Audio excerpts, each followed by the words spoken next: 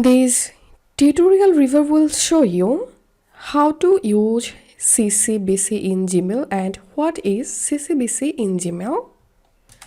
What is CC and BCC in Gmail?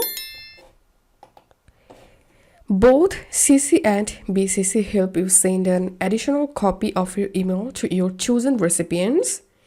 CC stands for carbon copy and is usually used to let a third person know about an email you are sending to the primary recipient. For example, you can CC your colleague in an email that you are sending to your boss. The email is mainly intended for your boss, but you would like to keep your colleague in the loop. Your boss can see the recipients in the CC field. When they choose to reply to all the recipients in your email, your CC'd person will also receive that reply. BCC, on the other hand, stands for blind carbon copy. This is used when you want to send a copy of an email to someone, but you don't want to primary recipient to know that you are doing that. For example, you can BCC your boss in an email that's primarily intended for a train that you are training. This way, your boss knows your conversation with that train, but your train has no idea that your boss is also seeing the communication.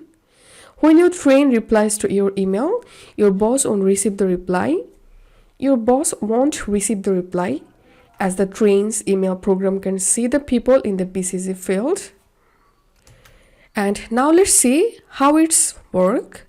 So I'm going to composing a new email, and here CC and BCC fields will appear below the two fields. To add someone in CC, click on CC and enter the recipient email address. And to add BCC, click on BCC, enter the recipient email address. And that's how you can do it. If you find this video helpful, make sure to subscribe Tutorial River. See you in the next video.